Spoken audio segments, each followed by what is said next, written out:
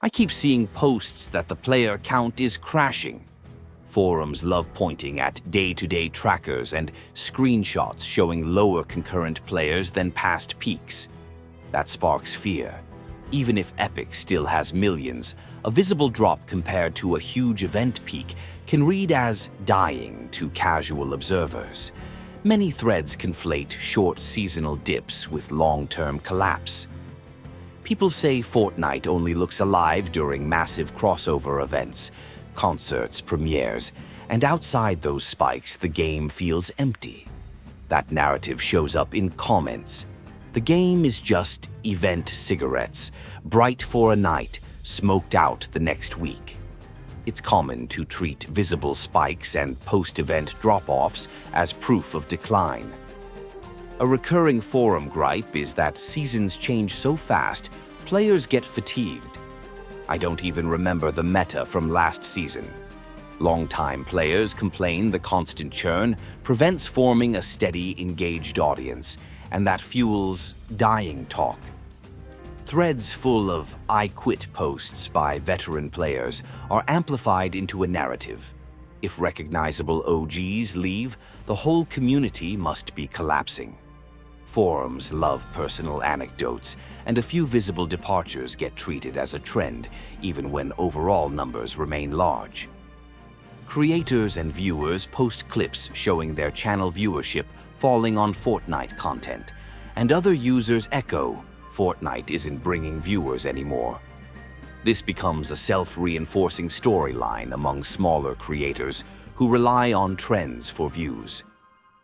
People on competitive boards say Fortnite esports lost momentum compared to other titles, so if tournament interest is lower, the game must be dying. Competitive interest is a prestige metric for many forum users, and its apparent drop fuels alarm. One rumor thread claims toxicity, stream sniping, or trolling has gotten worse and scared away newcomers. Forums often elevate personal negative experiences into a claim that social health is collapsing, which reads like slow death. Users post videos of bot-filled lobbies and glitched matchmaking and then say, "Only bots left," or "Where are real players?" These anecdotal proofs circulate widely and make the game seem broken to outsiders. Stories about cheating or exploiters re-emerging get amplified into "the game is ruined" narratives. Players insist Epic can't control cheaters, so the player base will drain away. Whether true or not, these complaints are common in community threads. Many forum posts argue the store is recycled, and players are tired of endless skins and collabs, leading to "people stop spending, game dies" logic. Monetization criticism is a frequent rumor driver, even when revenue data may say otherwise. Users claim Fortnite does too many brand collabs, turning it into a marketing show rather than a game. It's all IPS now. Forums frame this as soul-lost rhetoric that accompanies dying talk. On community boards, newcomers complain about overwhelming mechanics and toxic lobbies, and vets retort that new players aren't sticking. This fuels debate that recruitment has failed. If newcomers don't stay, users say the game is unsustainable. Map makers and creative communities sometimes say Epic ignores creative tools or doesn't invest in updates, suggesting a slow internal deprioritization of Fortnite's sandbox side. Loss of creator support is framed as a long-term problem. Forum posts argue balance feels random. Weapons overpowered one season, nerfed the next, alienating competitive players. That perceived inconsistency is used as evidence the dev team has lost a steady design direction. People complain about hiccups on older PCs, phones, and say the engine is outdated. Threads arise claiming technical debt is killing the game's reach.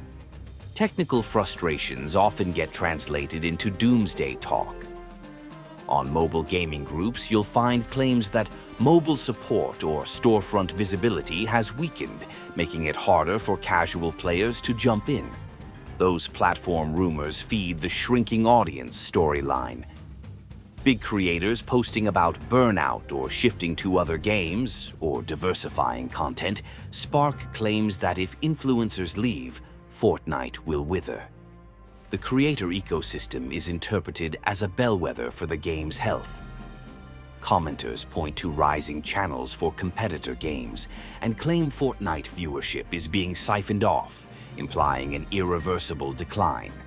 Competitive migration stories are frequent in forums. Players say the island/map cycles feel repetitive, and discussion threads use that to argue the map has become stale. Stale maps equals fewer returning players, so dying.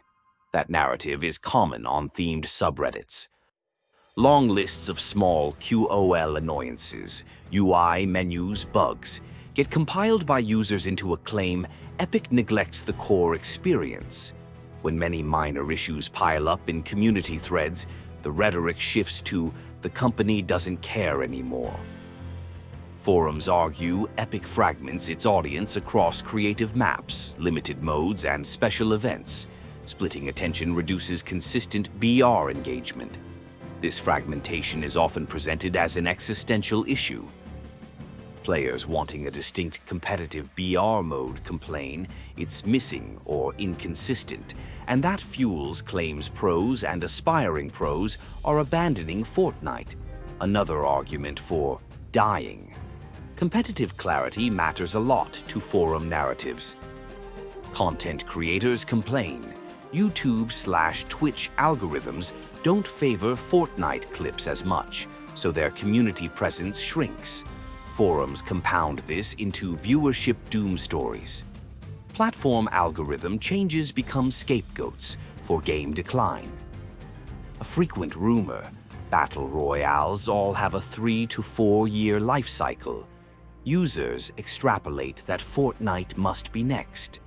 This pattern-based thinking ignores Fortnite's unique scale, but is common in forum debates. Threads allege pay-to-win creep or exploitative cosmetic strategies, and that moral outrage will drive players away. Ethical complaints get amplified into "people are leaving in protest" narratives.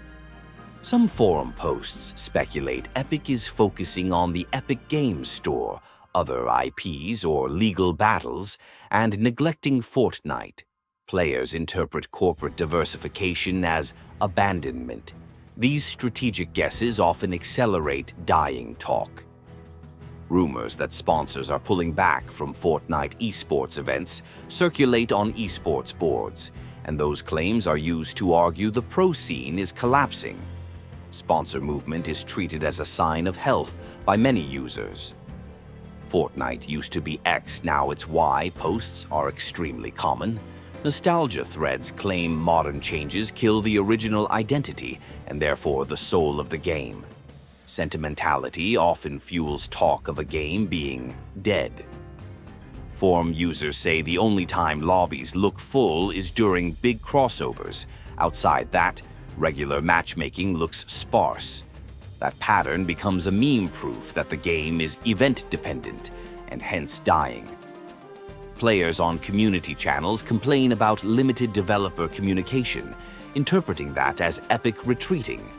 Poor communication is equated to neglect and used in dying narratives. Complaints about long matchmaking or empty lobbies become signals to some users that fewer people play. These posts are widely shared as proof of decline, even if regional factors explain spikes, dips. Subreddits and Discord servers split into dozens of small groups. Users claim that fragmentation equals shrinking community interest. In forums, fragmentation often gets misread as overall decline. Some threads insist Epic is grabbing properties from old fandoms to drum up interest instead of innovating. That's framed as a last-ditch attempt to avoid collapse. People love conspiracy narratives about panicked moves. Players complain about randomized rewards and accuse the devs of gating content, claiming it drives players away. These monetization loot debates become proof in many forum posts. On general gaming boards, you'll find the theory that live services exhaust players long-term. Fortnite gets lumped in as another title that will burn out and die unless it reinvents itself. It's a broad industry narrative applied to Fortnite. Threads from certain countries complain Fortnite is less popular locally, e.g., fewer lobbies in Region X, and extrapolate that to global demise. Regional anecdote arrow, global conclusion is a common forum leap. Some users say Epic's other games or investments might cannibalize Fortnite's resources, suggesting internal corporate choices will cause gradual shutdown. That's speculative but popular in off-topic boards. Occasionally, Fortnite is dead is posted by gatekeepers who dislike updates. These posts attract copycats and create the illusion of a mass exodus when it's often a vocal minority. Social dynamics magnify that minority view.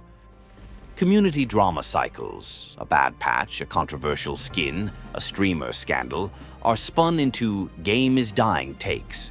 Forums run wild with cause and effect claims that aren't proven. Drama gets framed as structural decline. Some threads claim the player base is getting older or moving on to other genres, and that the youth market is shrinking. Forum users interpret demographics as doom for ongoing popularity. Demographic claims are often rough guesstimates but persuasive. Creators report Fortnite content no longer guarantees fast monetization. Threads link that to shrinking production and thus fewer fans. Again, creator economics gets treated as a canary. If creators move away, community visibility drops. Frequent reports of patch-breaking bugs lead to epic pushes, broken updates, narratives. The belief that technical sloppiness drives players away becomes pervasive on tech-oriented threads. Users treat repeat breakages as irreversible decline. Console/PC/mobile feature delays spark threads about Epic's neglect of certain platforms and imply a fracturing player base. Platform mismatch is read as weakening the game's universality. Sometimes Fortnite is dead becomes a meme on social media, and people repeat it ironically until it looks like a real decline. Social amplification can turn a joke into perceived fact.